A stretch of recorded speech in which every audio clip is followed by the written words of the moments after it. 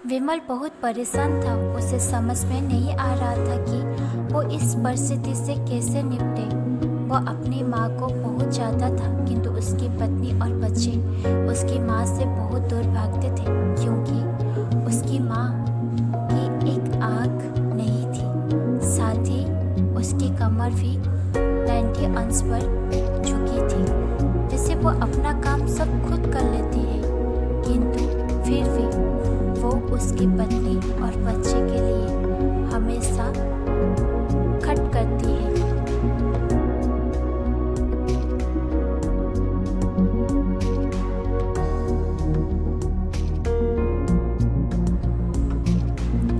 दादी, आप ऊपर के कमरे में जाओ, मेरे दोस्त आ रहे हैं, विमल के बेटे अखिल ने बड़ी बेरुखी से कहा। पर बेटा, मैं तो यहाँ बहुत दूर बैठी हूँ, विमल की माँ ने बहुत प्यार से कहा।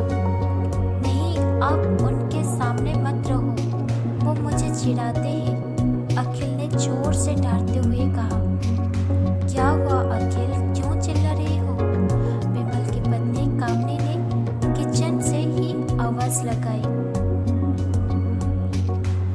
देखो ना माँ, ये दादी यही ड्राइंग रूम में बैठी है और मेरे दोस्त आ रहे हैं, अखिल ने शिकायत भरे लहजे में कहा।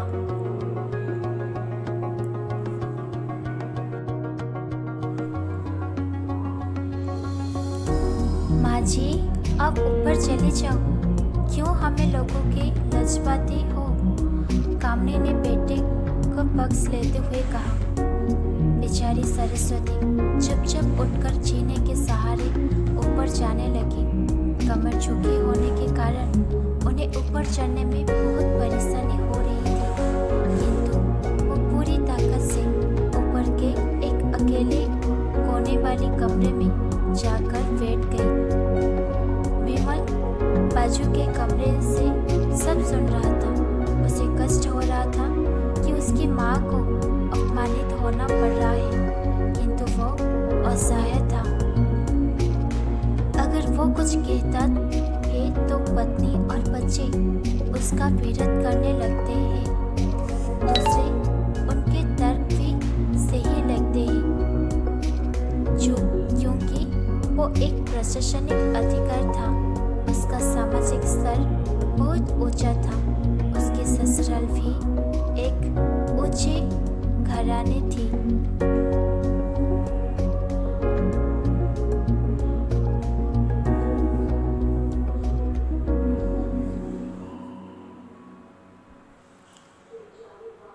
अतः वो चुपचाप इस तरह हर दिन अपनी माँ को अपमानित होते देखता रहता था।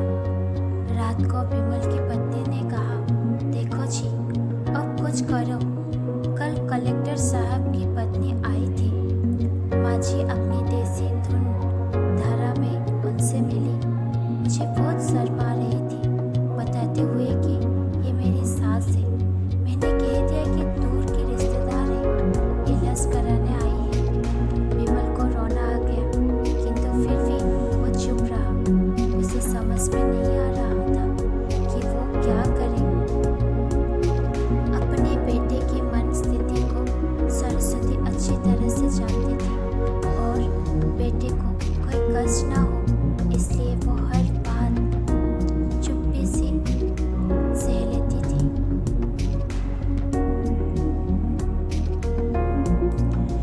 विमल बहुत उदास रहने लगा।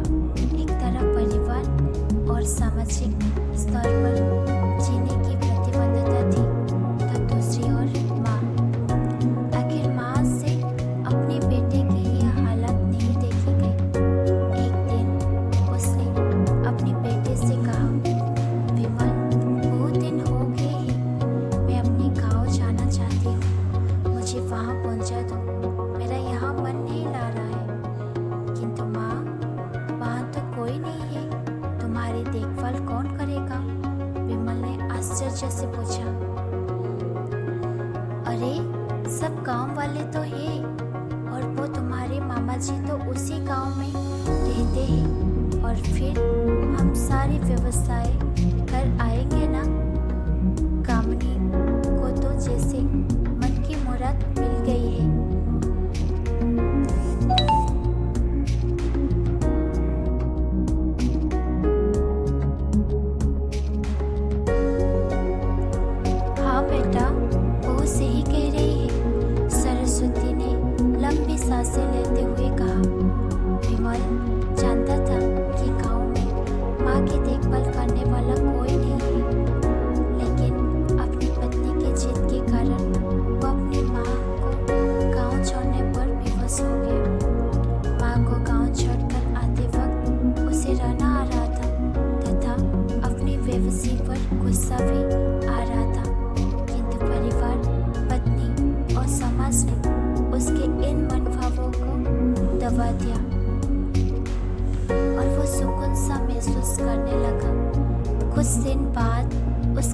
चाचा जो अमेरिका में रहते थे आने वाले थे।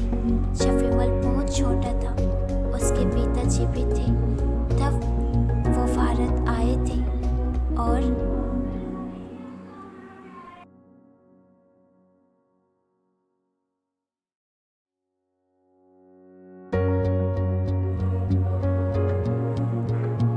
उसके बाद वो अब भारत आने वाले थे। पूरा परिवार और आस पड़ोस बहुत उत्साहित था। अमेरिका से विमल के डॉक्टर चाचा आ रहे थे। डॉक्टर रमेश ने जैसे ही घर में कदम रखा, सबने मिलकर बहुत उत्साह से उनका स्वागत किया। क्यों विमल, भाभी नहीं देख रही है, कहाँ है? डॉक्टर रमेश ने उत्साहपूर्वक पूछा। जी, वो गांव में रहती है या उनका मन नहीं लगा, कामनी ने सपाट लहजे में उत्तर दिया। डॉक्टर रमेश ने विमल की ओर देखा तो विमल ने अपनी आंखें झुका ली। डॉक्टर रमेश सब समझ गए। बोले, कल हम भाभी से मिलने गांव चलेंगे सब लोग।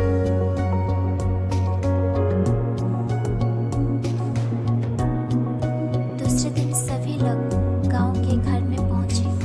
देखा कि सरस्वती को बहुत तेज बुखार है और वो पलंग पर असहाय पड़ी है।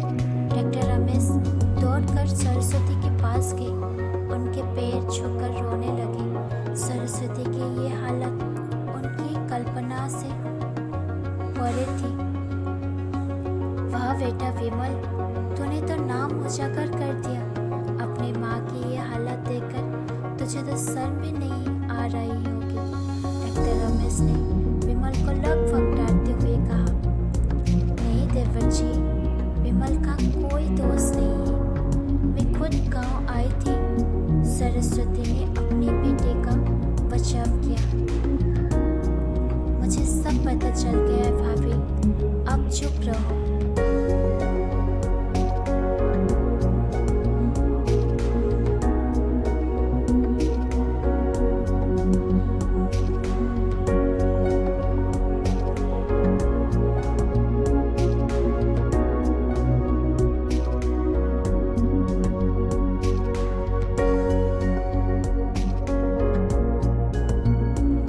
क्या बहू, तुम्हें अपनी सास की कुरूपता को पसंद नहीं आया है ना? समझ में तुम्हें नीचे देखना पड़ता है ना? डॉक्टर रमेश ने कामनी की ओर व्यंग्य से देखा। कामनी निरुत्तर होकर विमल को देखने लगी। आज तुम जिस सामाजिक स्तर पर हो वो इन्हीं के संघर्षों के देन है। और बेटा विमल, तुम्हें शायद मालूम ना होगी, बचपन में जब तुम 1 साल के थे तब छत से नीचे गिरने के कारण तुम्हारी एक आँख फूट गई थी और तुम्हारी रीढ़ की हड्डी में भी समस्या थी। तब तुम्हारी इस कुरूप माँ ने अपनी एक आँखें और अपना बोन मेरो तुम्हें देखकर इतना सुंदर स्वरूप दिया था।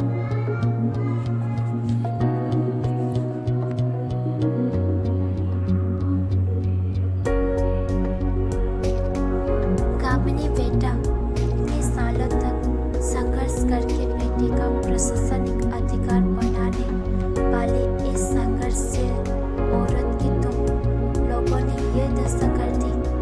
तुम्हें ईश्वर कभी माफ नहीं करेगा। डॉक्टर रमेश की आंखों से अश्रु जलधार बह रही थी।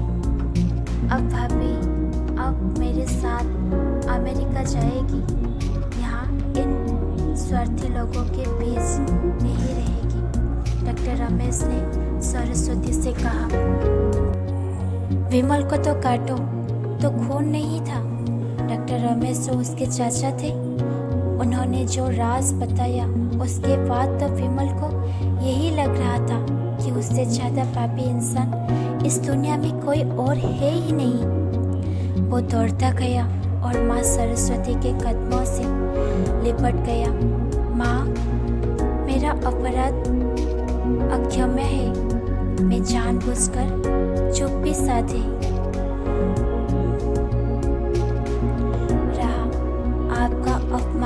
करवाता रहा। अब सिर्फ आप ही उसी घर में मेरे साथ रहेंगे और कोई नहीं। विमल ने अग्नि दृष्टि से अपनी पत्नी और बच्चे को देखा।